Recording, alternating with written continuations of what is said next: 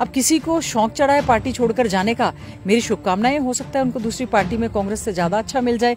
और जो लोग पार्टी छोड़ के जा रहे हैं, देखिए कोई पार्टी छोड़ के जाता है तो पार्टी का नुकसान जरूर होता है, लेकिन अब वो सोचे कि गीता बुकल की टिकट काट के मैं टिकट ले लूंगा, तो भाई ये काम तो नहीं मैं होने दूंगी। हम उनका सबका ध्यान मान सम्मान रखने का काम करेंगे जिन्होंने संघर्ष में हमारा साथ दिया है। सड़कों के हालात आप देख ले, हम चिल्ला चिल्ला के विधानसभा में तो पूरी तरह से मन बना लिया कि बीजेपी जा रही है। एनडीए को 400 पार आ जाता तो वाकई संविधान में वो बदलाव करते। हम मुद्दों की बात करेंगे, युवाओं को रोजगार की बात करेंगे, किसानों को एमएसपी की गारंटी देंगे, दलितों को मान सम्मान देंगे, खिलाड़ियों को मान सम्मान देंगे। जुलूस निकाल के रख दिया, भट्ठा बिठा दिया प्रदेश का। जनता तैयार बैठी है हिसाब लेने के लिए और इनका हिसाब करने के लिए। जहाँ पे इनको टोल टैक्स दो और रोड पे चलो, हमारा फर्ज बनता है, क्योंकि हम चाहते हैं हमारे क्षेत्र में चौधर आए, हमारा सरकार में हिस्सेदारी हो। बजाज जराल का देखने वाले सारे दर्शकों राम राम। पूर्व शिक्षा मंत्री मौजूदा कांग्रेस विधायक श्रीमती गीता बुकल जी मेरे साथ हैं। बहन जी, लोकसभा चुनाव में शानदार प्रदर्शन आपका रहा, धरातल के मुद्दे के ऊपर चुनाव लड़ा, ना तो नफरत की ना धर्म जात की। सबसे पहले तो लोकसभा चुनाव की बधाई आप सबको। बहुत बहुत बधाई, सभी का आशीर्वाद रहा झज्जर का और पूरी रोहतक लोकसभा का, और सभी हरियाणा वासियों ने बहुत ही अच्छे ढंग से लोकतंत्र और संविधान को बचाने के लिए इकट्ठे होकर जिस तरह से इंडिया गठबंधन का साथ दिया, और साथ ही साथ में सांसद भाई दीपेंद्र हुड्डा जी को सबसे ज्यादा वोटों से जो जिताकर भेजा, उसके लिए रोहतक लोकसभा की सारी जनता का बहुत बहुत धन्यवाद। विशेष तौर से आज गाँव बिरोड़ में हूँ, तो गाँव बिरोड़ के सभी सम्मानित वोटर्स का और सपोर्टर्स का बहुत दिल की गहराइयों से धन्यवाद करती हूँ। मैम, लोकसभा चुनाव के बाद विधानसभा चुनाव का बिगुल बुझ गया। आज दीपेंद्र सिंह हुड्डा जी ने भी 15 तारीख से अपनी यात्रा की शुरुआत कर दी है। किस तरीके से देखते हैं, क्या मुद्दे होने वाले हैं और क्या नतीजा अपने मन में आपने अभी बनाया है कि पिछली बार कुछ गलतियां हो गई थी उनको भी बनाना है और जनता के मुद्दों को किस तरह से सोल आउट भी करना है? देखिए, ऐसा है कि हरियाणा में विधानसभा के चुनाव आने वाले हैं। हमने न केवल ये सोच के कि विधानसभा के चुनाव है इसलिए हम मैदान में उतरे, हमने हमेशा पूरा साल भर 24 घंटे कोशिश की कि विधानसभा क्षेत्र के लोगों के बीच में जाएं, उनकी समस्याएं जानें। क्योंकि बीजेपी के लोगों ने तो कभी आके वोट लेने के बाद किसी की सुध ली नहीं, लेकिन हम लोगों ने सुख दुख में भी, विकास के कार्यों में भी, विधानसभा के अंदर भी, विधानसभा के बाहर भी पूरी तरह से मुद्दों की राजनीति करने का काम किया है। आज सांसद भाई दीपेंद्र हुड्डा जी ने जो करनाल विधानसभा से वहाँ से जाकर एक अपनी पद यात्रा शुरू की है, लगातार वो भी मेहनत करते जा रहे हैं। और उनका अपना क्या, लोगों का एजेंडा है। किसानों को एमएसपी की गारंटी का मुद्दा है, नौजवान युवाओं को बेरोजगारी की चपेट में जो आ चुके हैं उनको अच्छा रोजगार देने का मुद्दा है। व्यापारी जितने लोग, हम लोग, जैसे मैं मैनिफेस्टो कमेटी की चेयरमैन हूं, तो हमने व्यापारियों से जब बात की तो उन्होंने कहा व्यापार तो देखा जाएगा, सबसे पहले हमारी सेफ्टी सिक्योरिटी है। जिस तरह से आपने देखा होगा जगह जगह गोली कांड हुए हैं, तो इससे एक जो इन वारदातों की वजह से पूरे प्रदेश में भय का वातावरण है, तो यहाँ से उद्योग जो है वो पलायन कर रहे हैं।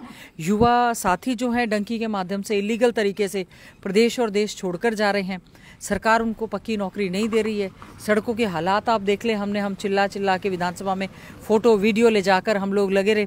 सरकार को सिवाय धर्म जाति बिरादरी के नाम पर नफरत फैलाने के उन्होंने कुछ काम नहीं किया। भगवान श्री राम जी का नारा लगा रहे थे, अब भगवान श्री राम जी के लोकसभा क्षेत्र में फैजाबाद से जब हार गए तो भगवान जगन्नाथ जी का नारा लगाने लग गए। अब जो है वो बद्रीनाथ वाली सीट भी वो हार गए।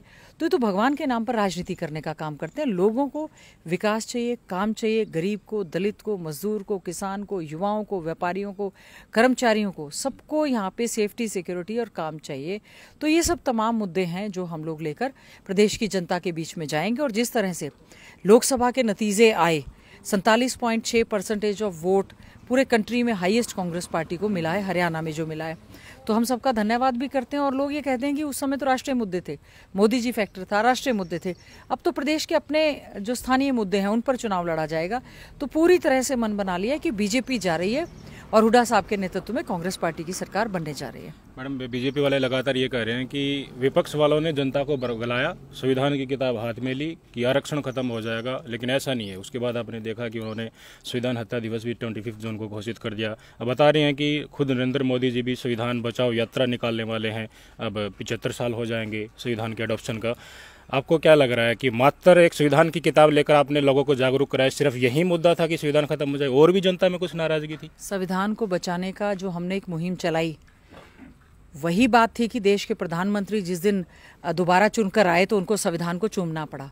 वही प्रधानमंत्री हैं जिन्होंने लोकसभा व राज्यसभा में संविधान की धज्जियां उड़ाने का काम किया, लोकतंत्र की हत्या करने का काम किया, 154 से ज़्यादा सांसदों को बाहर का रास्ता दिखाने का काम किया, बिना चर्चा के, बिना बहस के कितने सारे जो है कानून पास करने का काम किया। वही है जिसमें कि इन्हीं के खुद के सांसद चुनाव के दौरान ये कहते थे हमें 400 पार चाहिए क्योंकि हमने संविधान में बदलाव करना है। ये तो आरक्षण केवल दलितों के लिए नहीं था, संविधान में तो निहित संविधान के अनुरूप ही देश चलता है, संविधान के हिसाब से ही सरकारें चलती हैं, संविधान के हिसाब से जुडिशरी चलती है, संविधान के हिसाब से ही एग्जीक्यूटिव चलती है। संविधान हमारा सर्वोपरि है। संविधान हमारा जो है, बाबा साहेब भीमराव अम्बेडकर जी को आज ये याद कर रहे हैं, जो उन्होंने संविधान लिखा। अगर ये कहते हैं कि एनडीए को 400 पार आ जाता तो वाकई संविधान में वो बदलाव करते। आज भी संविधान बदलाव का खतरा टला नहीं है, वो तो इनकी सीटें कम आई है। और हम धन्यवाद करते हैं कि इंडिया गठबंधन ने जिस प्रकार से एक मुहिम चलाई और सभी को ये समझ में आया, प्राइवेटाइजेशन करते जा रहे हैं, रिजर्वेशन खत्म करते जा रहे हैं, सरकारी उपकरण को बेचते जा रहे हैं, लोगों को जॉब नहीं दे रहे हैं, हर जगह जो हालात है, अडानी अंबानी इनके दोस्त हैं, उनकी जेबें भर रहे हैं, गरीब किसान को एक एमएसपी की गारंटी नहीं दे पा रहे हैं। केवल राजनीतिक लाभ के लिए देश के प्रधानमंत्री ने कसम खाते हुए कि हमने गलत कानून बनाए थे, हम इनको वापस लेते हैं। और उसके बाद भी क्या हुआ, शंभू बॉर्डर आज तक सील है, हाईकोर्ट ने कह दिया कि खोल दें, लोग सुप्रीम कोर्ट चले गए।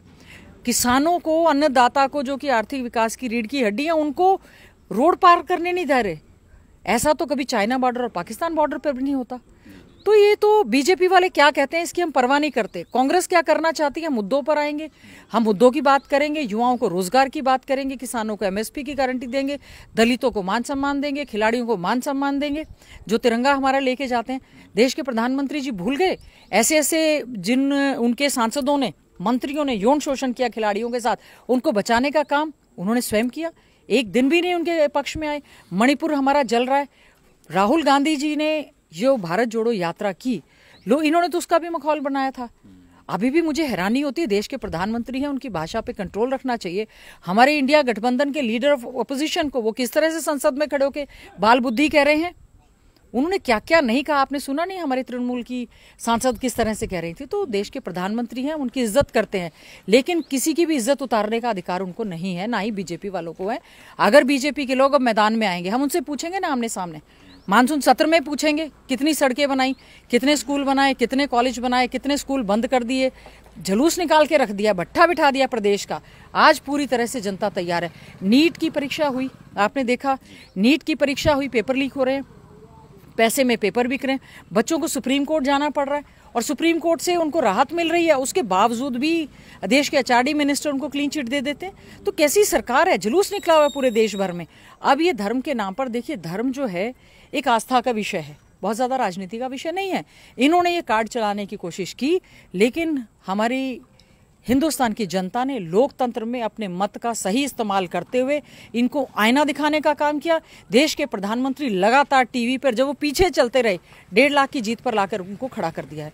अभी भी उनको सीखना चाहिए, वो ठीक है, हम बधाई देते हैं कि उनके नेतृत्व में तीसरी बार सरकार बनी है।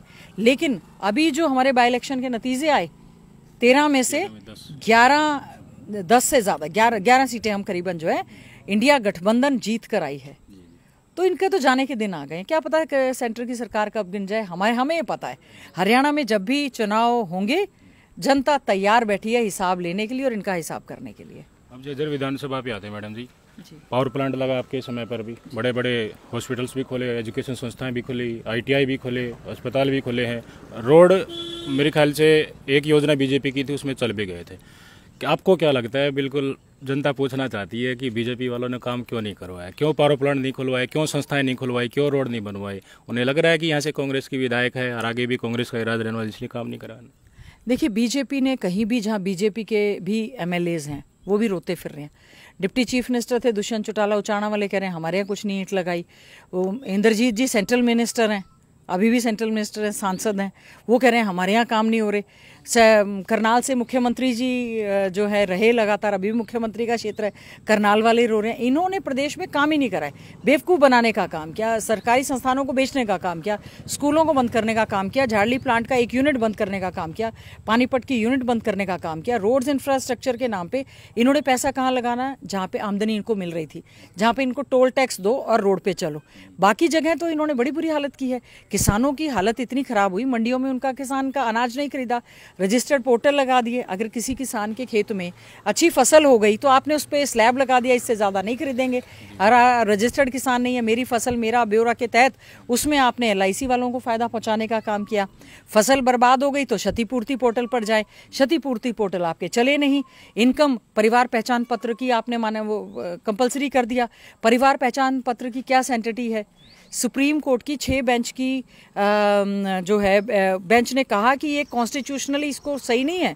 आधार जब एक UID है तो परिवार पहचान पत्र की कोई वैलिडिटी नहीं है, पर नहीं माने। 1,80,000 की इनकम लगाकर सारी की योजनाएं कर दी, BPL के कार्ड नहीं बनाए, लोगों की पेंशन काट दी। हम लोग आएंगे, हमारी सरकार बनेगी चौधरी भूपेंद्र सिंह हुड्डा जी के नेतृत्व में, जो हमने घोषणाएं की है, जो संकल्प पत्र में हमारी घोषणाएं, और दूसरी इस तरह के जो अनावश्यक पोर्टल्स हैं उनको खत्म करने का काम करेंगे। बीजेपी ने हमारे क्षेत्र के साथ बहुत ज़्यादा भेदभाव किया और हमारे क्षेत्र वालों ने लोकसभा के चुनाव में मुंह तोड़ वोट के आशीर्वाद से भाई दीपेंद्र हुड्डा जी को यहाँ से जिताकर बीजेपी को यहाँ से, मैं समझती हूँ अब लोगों को ये समझ में आ गया, बीजेपी ने ना किसी का भला किया ना वो कर सकते हैं। अगर कोई भला कर सकती है राष्ट्रीय स्तर पर, हम सबके नेता आदरणीय राहुल गांधी जी, आदरणीय मल्लिकार्जुन खड़गे जी, और प्रदेश में चौधरी भूपेंद्र सिंह हुड्डा जी। मैडम, जैसे कुछ लोगों के बीच में घूमता हूँ तो कुछ लोग बोल रहे हैं कि हमें भी टिकट मिलनी चाहिए, हम भी मेहनत कर रहे हैं। कुछ कैंडिडेट आपके संज्ञान में भी आए होंगे, वो सबका हक है टिकट मांगने का। और कुछ लोग पार्टी भी छोड़ कर गए हैं। अभी रिसेंटली मुझे देखा एक व्यक्ति का नाम, वो कई दिनों से कांग्रेस पार्टी में थे, तो जाने के बाद कह रहे हैं कि हमारा यहाँ कैरियर नहीं है।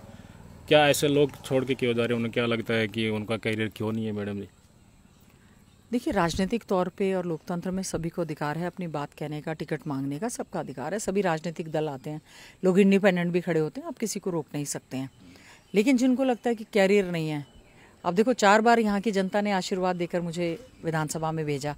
विपक्ष के नाते भी हमने कभी भी ये नहीं महसूस होने दिया कि हम विपक्ष में, हमने मजबूती से अपने इलाके की आवाज़ उठाने का काम किया है। और जो लोग पार्टी छोड़ के जा रहे हैं, देखिए कोई पार्टी छोड़ के जाता है तो पार्टी का नुकसान ज़रूर होता है, लेकिन अब वो सोचे कि गीता बुक्कल की टिकट काट के मैं टिकट ले लूँगा, तो भाई ये काम तो नहीं मैं होने दूंगी। क्योंकि मैं स्वयं यहाँ से सिटिंग विधायक हूँ, अच्छे से मेहनत करती हूँ, पार्टी का आदेश रहता है, एक कार्यकर्ता की तरह हमेशा हमने मेहनत करने का काम किया है और हमने कांग्रेस पार्टी का मान सम्मान बढ़ाने का काम किया है। अब किसी को शौक चढ़ा है पार्टी छोड़कर जाने का, मेरी शुभकामनाएं, हो सकता है उनको दूसरी पार्टी में कांग्रेस से ज़्यादा अच्छा मिल जाए, लेकिन उनको जाने के बाद ये समझ में आएगा कि उनके साथ बहुत बड़ा धोखा हुआ है। क्योंकि आने वाले समय में कांग्रेस पार्टी की सरकार यहाँ से बनने जा रही है। जो भी हमारे साथी हैं, हमारे साथ हैं, हम उनका सबका ध्यान, मान सम्मान रखने का काम करेंगे, जिन्होंने संघर्ष में हमारा साथ दिया है। जिन्होंने संघर्ष में साथ दिया सबका मान सम्मान किया जाएगा। कांग्रेस के कार्यकर्ताओं ने बड़ी मेहनत की मैडम, दीपेंद्र सिंह हुड्डा जी का चुनाव था, उसमें गांव-गांव जाकर उन्होंने प्रचार भी किया है। कुछ कार्यकर्ता उसके बाद लोकसभा चुनाव होने के बाद पता नहीं उनकी क्या भी मंशा हो, वो अलग अलग कारण हो सकते हैं, कुछ नाराज दिख रहे हैं। और ये लोगों के अंदर भावनाएं होती है जिसमें मैं भी शामिल हूँ कि वो ये जैसे बिरोड़ गाँव में जी भाई यो कार्य करता तो फिर मारी तो पूछ जाए ना हुई, इस टाइप की नाराजगी है लोगों हम। तो वो अगर थोड़ा सा दूर हो जाए तो मन मोटाव लोगों का थोड़ा दूर हो जाए, क्योंकि कांग्रेस के प्रति इतना न्यू कोने हमने नहीं लगती इस एरिया में की ज़्यादा दवेश है इसमें। हमारी जिम्मेवारी बनती है, हमारे सभी साथियों ने, मतदाताओं ने, बुजुर्गों ने, नौजवान साथियों ने, वोटर्स ने, सपोर्टर्स ने बहुत ज़्यादा कांग्रेस पार्टी का साथ देने का काम किया। हमारी जिम्मेवारी बनती है कि हम सभी के बीच में जाएंगे और मुद्दों के साथ बात भी करेंगे, और किसी को कोई नाराजगी है तो उसको मनाने का भी काम करेंगे। हमारा फर्ज बनता है, क्योंकि हम चाहते हैं हमारे क्षेत्र में चौधर आए, हमारा सरकार में हिस्सेदारी हो, चौधरी भूपेंद्र सिंह हुड्डा जी मुख्यमंत्री बने। और वो मुख्यमंत्री तब बनेंगे, इस बार राहुल गांधी जी ने कह दिया, जिसका साथ जो है विधायक देंगे वही मुख्यमंत्री बनेगा। तो हम तो चाहते हैं हमारे क्षेत्र के सभी विधायक मजबूती के साथ, पूरे हरियाणा में ज़्यादा से ज़्यादा हम 70 पार 80 पार, हमारा तो 90 की 90 सीटों पर दावा है, 90 की 90 हम सीटें मजबूती के साथ लड़ेंगे और जीतेंगे। और उम्मीद करते हैं आने वाले समय में कांग्रेस पार्टी की सरकार बनेगी, जो हमारे रुके हुए कार्य हैं। हमारे बिरोड़ कॉलेज में PG की क्लासेस मांगने के लिए लगातार चक्कर काट रहे हैं, डॉक्टर मांगने के लिए चक्कर काट रहे हैं, रोड के लिए लोग चक्कर काट रहे हैं, पीने के पानी के लिए चक्कर काट रहे हैं। करके गए थे मैडम, अभी तक कुछ काम नहीं हुआ। नहीं, कुछ नहीं करेंगे, ये इनके वायदे सब झूठे हैं, जुमले हैं, कुछ नहीं है। अगर कोई भला कर सकता है केवल कांग्रेस कर सकती है, पहले भी किया और आने वाले समय में भी। केवल और केवल लोगों को कांग्रेस पे विश्वास करना चाहिए, राहुल गांधी जी पे विश्वास करना चाहिए, चौधरी भूपेंद्र सिंह हुड्डा जी पे, भाई दीपेंद्र हुड्डा जी पे विश्वास करना चाहिए कि अपना भला पहले भी उन्होंने किया और आने वाले समय में भी हमारे क्षेत्र में भला, और हमारे जो कार्य, हम न केवल अपने क्षेत्र में, पूरे हरियाणा में लोगों को लग रहा है कि विकास का पहिया तेजी से तभी घूमेगा जब कांग्रेस की सरकार बनेगी। मैडम गीता भुक्कल जी के विचार सुने हमने, लगभग हर मुद्दे को टच किए जो हर दिन हमारे मन में आते रहते हैं, उनके जवाब जानने की हम कोशिश करते रहते हैं। कार्यकर्ताओं में नाराज़गी है उसको भी दूर किया जाएगा, छोटे मोटे मनमुटाव हो जाते हैं उनको भी दूर करने का प्रयास किया जाएगा और मुद्दों की राजनीति की जाएगी। 10 साल का कार्यकाल मैडम गीता भुक्कल जी का भी, कांग्रेस पार्टी का भी और बीजेपी का खुली किताब है मेरे ख्याल से मैडम जी, उसमें कोई संदेह नहीं है। काम प्रिय होता है जनता को और उस काम की शायद जनता पिछले 10 साल से प्रतीक्षा कर रही है। नतीजे क्या होंगे जल्द ही आपको देखने को मिल जाएंगे। मैडम गीता भुक्कल जी के विचार कैसे लगे कमेंट करके जरूर बताएं। नमस्कार, धन्यवाद। धन्यवाद।